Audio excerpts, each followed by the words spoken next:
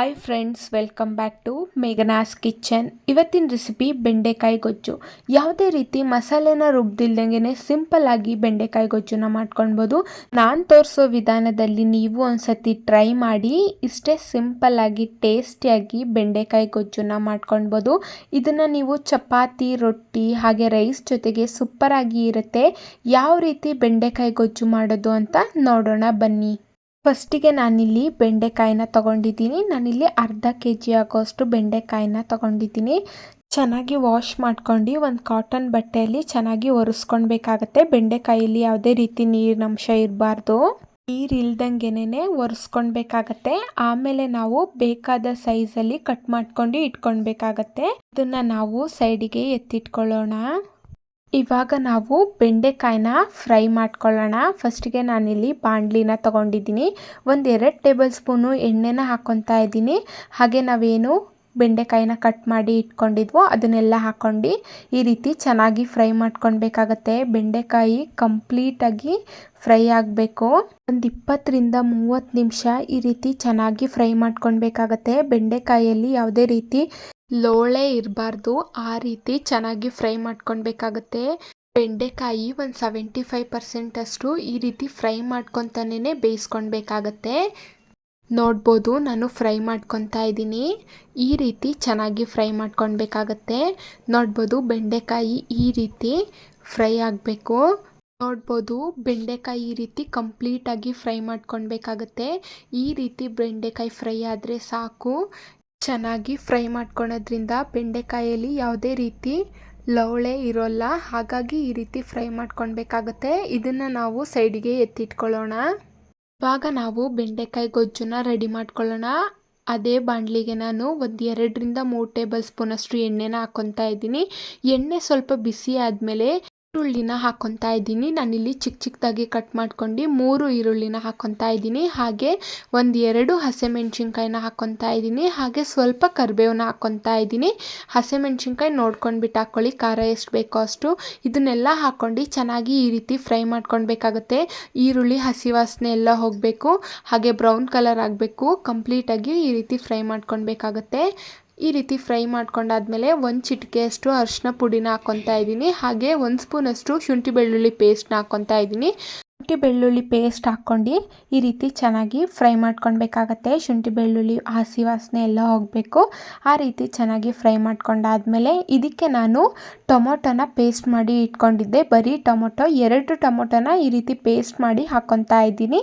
ಟೊಮೊಟೊನು ಹಾಕ್ಕೊಂಡು ಚೆನ್ನಾಗಿ ಈ ರೀತಿ ಮಿಕ್ಸ್ ಮಾಡ್ಕೊಳ್ಬೇಕಾಗತ್ತೆ.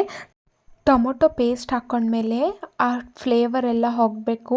ಆ ರೀತಿ ಚೆನ್ನಾಗಿ ಈ ರೀತಿ ಫ್ರೈ ಮಾಡ್ಕೊಳ್ಬೇಕಾಗತ್ತೆ. ಈ ರೀತಿ ಕಂಪ್ಲೀಟಾಗಿ ಟೊಮೊಟೊ ಸ್ಮೆಲ್ಲೆಲ್ಲ ಹೋದ್ಮೇಲೆ ಇದನ್ನು ಈ ರೀತಿ ಕುದಿಯೋದಕ್ಕೆ ಬಿಡಬೇಕಾಗತ್ತೆ. ಒಂದು 5 ಮಿನಿಟ್ಸು ಈ ರೀತಿ ಚೆನ್ನಾಗಿ ಕುದಿ ಬರಬೇಕು. ಈ ರೀತಿ ಚೆನ್ನಾಗಿ ಕುದಿ ಬಂದಮೇಲೆ ಇದಕ್ಕೆ ನಾವು 1.5 ಸ್ಪೂನಷ್ಟು ಧನಿಯಾ ಪೌಡರ್ನ ಹಾಕ್ಕೊತಾ ಇದ್ದೀನಿ. ಹಾಗೆ 1 ಸ್ಪೂನಷ್ಟು ಖಾರದ ಪುಡಿನ ಹಾಕ್ಕೊತಾ ಇದ್ದೀನಿ. ಖಾರ ಎಷ್ಟು ಬೇಕಷ್ಟು ನೋಡ್ಕೊಂಡ್ಬಿಟ್ಟು ಹಾಕ್ಕೊಳ್ಳಿ. ಹಾಗೆ 1 ಸ್ಪೂನಷ್ಟು ಗರಂ ಮಸಾಲಾನ ಹಾಕ್ಕೊತಾ ಇದ್ದೀನಿ. ಇದನ್ನೆಲ್ಲ ಹಾಕ್ಕೊಂಡು ಚೆನ್ನಾಗಿ ಈ ರೀತಿ ಫ್ರೈ ಮಾಡ್ಕೊಳ್ಬೇಕಾಗತ್ತೆ. ಇದು ಕಂಪ್ಲೀಟಾಗಿ ಹಸಿ ವಾಸನೆ ಎಲ್ಲ ಹೋಗಬೇಕು. ಆ ರೀತಿ ಚೆನ್ನಾಗಿ ಫ್ರೈ ಮಾಡ್ಕೊಳ್ಬೇಕಾಗತ್ತೆ. ಇದನ್ನು ನಾನು ಒಂದು 10 ಮಿನಿಟ್ಸು ಕುದಿಯೋದಕ್ಕೆ ಬಿಡ್ತಾ ಇದ್ದೀನಿ. ನೋಡ್ಬೋದು, 10 ಮಿನಿಟ್ಸ್ ಆಗಿದೆ. ಈ ರೀತಿ ಚೆನ್ನಾಗಿ ಕುದಿ ಬರಬೇಕು. ಹಾಗೆ ಎಣ್ಣೆ ಕೂಡ ಬಿಡಬೇಕಾಗತ್ತೆ. ನಾವೇನು ಟೊಮೊಟೊ ಪೇಸ್ಟು ಹಾಗೆ ಮಸಾಲೆನ ಹಾಕ್ಕೊಂಡಿರ್ತೀವೋ ಈ ರೀತಿ ಆದರೆ ಸಾಕು. ಇದನ್ನು ನಾವು ಈ ರೀತಿ ಚೆನ್ನಾಗಿ ಮಿಕ್ಸ್ ಮಾಡ್ಕೊಂಡ್ಬಿಟ್ಟು ಇದಕ್ಕೆ ನಾವು 1.5 ಕಪ್ ಆಗೋಷ್ಟು ಮೊಸರನ್ನ ಹಾಕ್ಕೊತಾ ಇದ್ದೀನಿ. ನೋಡ್ಬೋದು, ಮೊಸರು ಹಾಕ್ಕೊಂಡು ಚೆನ್ನಾಗಿ ಈ ರೀತಿ ಫ್ರೈ ಮಾಡ್ಕೊಂಡು ಒಂದು 10 ಮಿನಿಟ್ಸು ಬಿಡಬೇಕಾಗುತ್ತೆ ಕುದಿಯೋದಕ್ಕೆ. ನೋಡ್ಬೋದು, ಈ ರೀತಿ ಮೊಸರು ಮಿಕ್ಸ್ ಮಾಡ್ಕೊಂಡು 10 ಮಿನಿಟ್ಸು ಬಿಡ್ತಾ ಇದ್ದೀನಿ ನಾನು ಕುದಿಯೋದಕ್ಕೆ. ಇದಕ್ಕೆ ನಾನು ರುಚಿಗೆ ತಕ್ಕಷ್ಟು ಉಪ್ಪನ್ನ ಹಾಕ್ಕೊತಾ ಇದ್ದೀನಿ. ಉಪ್ಪು ನೋಡ್ಕೊಂಡ್ಬಿಟ್ಟು ಹಾಕ್ಕೊಳ್ಳಿ. ಉಪ್ಪನ್ನು ಹಾಕ್ಕೊಂಡು ಈ ರೀತಿ ಚೆನ್ನಾಗಿ ಮಿಕ್ಸ್ ಮಾಡ್ಕೊಳ್ಬೇಕಾಗತ್ತೆ. ಈ ರೀತಿ ಮಿಕ್ಸ್ ಮಾಡ್ಕೊಂಡ್ಬಿಟ್ಟು ಒಂದು 5 ಮಿನಿಟ್ಸು ಚೆನ್ನಾಗಿ ಕುದಿಸ್ಕೊಳ್ಬೇಕಾಗತ್ತೆ. ನೋಡ್ಬೋದು, ಮೊಸರನ್ನ ಹಾಕ್ಕೊಂಡ್ಬಿಟ್ಟು ಈ ರೀತಿ ಚೆನ್ನಾಗಿ ಕುದಿಸ್ಕೊಳ್ಬೇಕಾಗತ್ತೆ. ಮೊಸರು ಕೂಡ ಎಣ್ಣೆ ಬಿಡ್ತಾ ಹೋಗುತ್ತೆ. ನೋಡ್ಬೋದು, ಈ ರೀತಿ ಆದರೆ ಸಾಕು. ಇದಕ್ಕೆ ನಾವು ಅರ್ಧ ಗ್ಲಾಸಷ್ಟು ನೀರನ್ನ ಹಾಕ್ಕೊತಾ ಇದ್ದೀನಿ. ನಿಮಗೆ ತೆಳು ಬೇಕಿತ್ತಂದರೆ ಇನ್ನು ಸ್ವಲ್ಪ ನೀರು ಹಾಕ್ಕೊಳ್ಬೋದು. ನೀರು ಹಾಕ್ಕೊಂಡು ಚೆನ್ನಾಗಿ ಕುದಿಸ್ಕೊಳೋದಕ್ಕೆ ಬಿಡ್ತಾ ಇದ್ದೀನಿ ಒಂದು 10 ಮಿನಿಟ್ಸು. ನೋಡ್ಬೋದು 10 ಮಿನಿಟ್ಸ್ ಬಿಟ್ಟಿದ್ದೆ ನಾನು. ಈ ರೀತಿ ಚೆನ್ನಾಗಿ ಕುದಿ ಬಂದು ಎಣ್ಣೆ ಎಲ್ಲ ಬಿಡಬೇಕಾಗತ್ತೆ. ಈ ರೀತಿ ಆದರೆ ಸಾಕು. ಇವಾಗ ನಾವು ಗ್ಯಾಸು ಲೋ ಫ್ಲೇಮಲ್ಲಿ ಇಟ್ಕೊಂಡ್ಬಿಟ್ಟು ನಾವೇನು ಬೆಂಡೆಕಾಯಿನ ಫ್ರೈ ಮಾಡಿ ಇಟ್ಕೊಂಡಿದ್ವೋ ಅದನ್ನು ಹಾಕ್ಕೊಂಡಿದ್ದೀನಿ. ನೋಡ್ಬೋದು ಈ ರೀತಿ ಬೆಂಡೆಕಾಯಿನ ಹಾಕ್ಕೊಂಡ್ಬಿಟ್ಟು ಈ ರೀತಿ ಚೆನ್ನಾಗಿ ಮಿಕ್ಸ್ ಮಾಡ್ಕೊಳ್ಬೇಕಾಗತ್ತೆ. ಒಂದು 5 ಮಿನಿಟ್ಸು ಬೆಂಡೆಕಾಯಿ ಹಾಕ್ಕೊಂಡ್ಬಿಟ್ಟು ಕುದಿಸ್ಕೊಂಡ್ರೆ ಸಾಕು, ಜಾಸ್ತಿ ಏನು ಬೇಡ. ಬೆಂಡೆಕಾಯಿ ಆಲ್ರೆಡಿ 75% ಬೇಯಿಸ್ಕೊಂಡಿದ್ವಿ, ಹಾಗಾಗಿ ನಾನಿಲ್ಲಿ ಮೇಲ್ಗಡೆ ಸ್ವಲ್ಪ ಕೊಬ್ಬರಿ ತುರಿನ ಹಾಕ್ಕೊತಾ ಇದ್ದೀನಿ.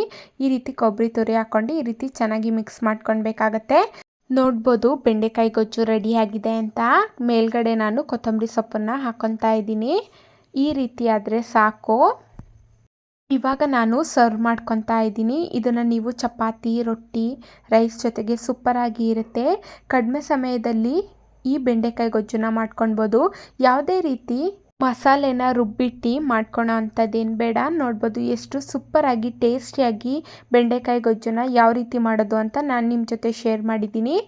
ಈ ರೆಸಿಪಿನ ನೀವು ಒಂದ್ಸತಿ ಟ್ರೈ ಮಾಡಿ. ಈ ವಿಡಿಯೋ ಏನಾದರೂ ಇಷ್ಟ ಆದರೆ like, share, comment and subscribe. Thank you for watching. ಇದೇ ರೀತಿ ಸಿಂಪಲ್ ಆ್ಯಂಡ್ ಈಸಿ ರೆಸಿಪಿಗಾಗಿ ಮೇಘನಾಸ್ ಕಿಚನ್ನ ಸಬ್ಸ್ಕ್ರೈಬ್ ಮಾಡ್ಕೊಳ್ಳಿ.